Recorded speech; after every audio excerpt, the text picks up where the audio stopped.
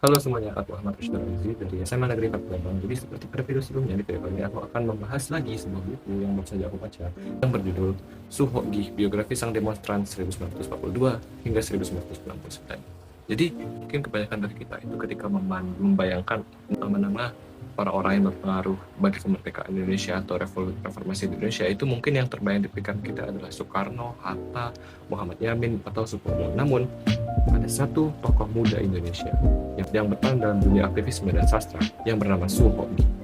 Korea ini adalah seorang pemuda berketurunan Tionghoa yang besar pengaruhnya terhadap reformasi Indonesia di era pemerintahan Soekarno dan hingga wafat pada tanggal 16 Desember tahun 1999. Buku biografi Suhogi ini memiliki tebal halaman sekitar 236 halaman, diterbitkan pertama kali pada tahun 2010, namun buku yang aku pegang ini adalah buku terbitan tahun 2020 oleh PT Garasi atau penerbit Garasi, ditulis oleh Muhammad Rifai.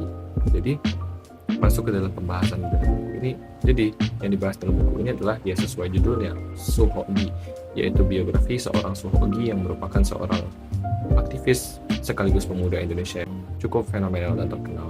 Suhogi adalah seorang anak pedagang Tionghoa yang hidup di pinggiran kota Jakarta di lingkungan yang sangat-sangat biasa. Suhogi adalah anak keempat dari kedua orang tuanya dan ia lahir pada tanggal 17 Desember 1949. Diceritakan dalam buku ini, Suhogi meskipun dilahirkan dalam ekonomi yang tidak terlalu baik dan ia dilahirkan dalam lingkungan yang biasa-biasa saja di pinggiran kota Jakarta, ia tetap konsisten dalam mengusahakan pendidikannya, dan juga Suhogi dari kecil itu adalah anak yang pintar serta nasionalis. Hal ini ditunjukkan dan dapat dilihat dalam minat bacanya yang sangat-sangat tinggi sedari kecil. Jadi diceritakan dalam buku ini, Suhogi itu sejak kecil memiliki minat yang sangat besar terhadap dunia membaca dan tulis menulis. Bahkan di masa kecilnya, Suhogi itu tidak segan, tidak takut untuk menghabiskan uangnya untuk membeli buku yang ia inginkan. Selain memiliki minat baca yang besar, sejak kecil Suhogi telah memiliki rasa kemanusiaan yang sangat besar, yang kemudian rasa kemanusiaan ini lama-kelamaan memupuk dirinya untuk meka terhadap keadaan sosialis sekitarnya yang menggerakkan dirinya menjadi seorang aktivis dan sastrawan di Indonesia. Diceritakan dalam buku ini, Suhogi pernah seorang pengemis di jalan dan makan mangga. Namun pada kala itu Suhogi sangat iba melihatnya dan memberikan seluruh uang yang ia miliki saat itu. Hal ini menunjukkan rasa kemanusiaan yang amat tinggi dalam diri Suhogi yang kemudian mendorongnya untuk menjadi seorang aktivis yang cukup berpengaruh di Indonesia. Kemudian apa sih yang dilakukan Suhogi selama masa hidupnya? Jadi Suhogi semasa hidupnya itu ia habiskan sisa hidupnya dan masa mudanya untuk mendapat pendidikan, mengembangkan dirinya, dan mengembangkan aktivisme yang digelutinya serta dunia sastra. Suhogi dikenal sebagai orang yang sangat berani untuk menentang kesalahan, untuk menentang segala hal yang dianggapnya salah.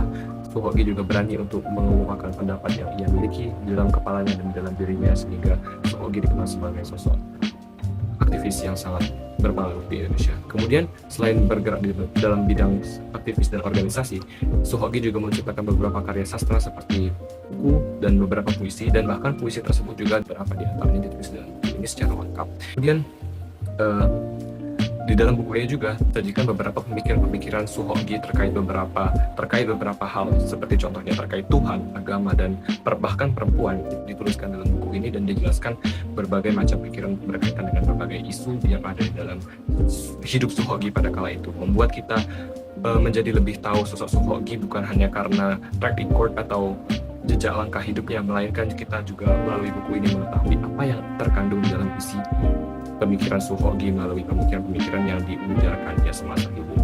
Lalu di buku ini juga dibuat suatu bab yang menghubungkan sikap Suhogi dengan relevansinya hingga saat ini, seperti contohnya berpikir kritis yang telah dimiliki Suhogi sejak kecil yang saat ini masih relevan. Kemudian buku ini juga memaparkan beberapa kutipan-kutipan yang langsung didapat dari catatan yang ia buat semasa hidup. Lalu kita masuk ke dalam buku ini untuk siapa. Jadi buku ini adalah buku biografi yang cukup berbeda dibandingkan buku biografi lainnya, di mana buku biografi ini cukup kaya akan permainan bahasa, sehingga membuat buku ini terasa tidak hanya seperti buku biografi yang monoton, tetapi terasa seperti novel karena penggunaan bahasanya yang lugas dan artistik dibandingkan dengan buku-buku biografi lainnya.